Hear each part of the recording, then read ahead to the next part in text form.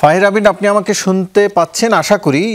আমি একটু আপনার কাছে জানতে চাইছি যে রাকসু নির্বাচনে ডোপ টেস্ট শুরু হয়েছে, এটির আসলে কারণটা কি? যে ছাত্রদের নির্বাচন, সেখানে ডোপ টেস্টের মতো এমন একটি পরীক্ষা দিতে হচ্ছে ছাত্রদের, কেন? ছাত্রদের এই যে মোরাল জায়গাটাতে এতটাই আপনারা সন্দিহান যে নেতা হিসাবে যারা আসবেন তাদেরকে আপনারা বিশ্বাস করতে পারছেন না? করা হচ্ছে না। তো তারা শিক্ষার্থীদের নেতৃত্বে তাদের করার জন্য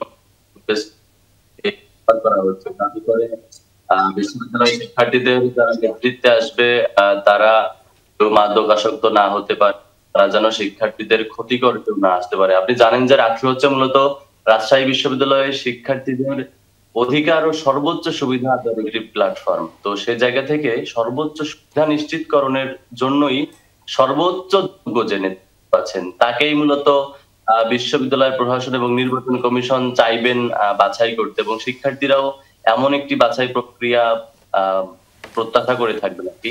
সেই জায়গা থেকেই মূলত এই প্রক্রিয়া গ্রহণ করা হয়েছে। রাজশাহী বিশ্ববিদ্যালয় কি মাদকের অবাধ বিচরণ রয়েছে বা মাদকাসক্ত হতে পারেন সেটি আপনারা মনে করছেন?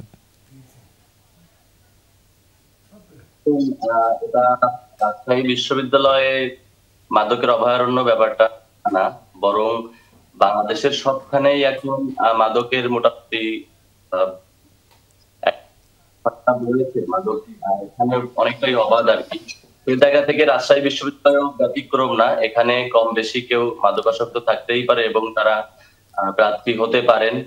তো সে জায়গা থেকে বিশ্ববিদ্যালয়ের প্রশাসন এবং নির্বাচন কমিশনকেও সাধুবাদ জানাই যে তারা এমন একটি প্রক্রিয়া বাছাই করে নিয়েছেন।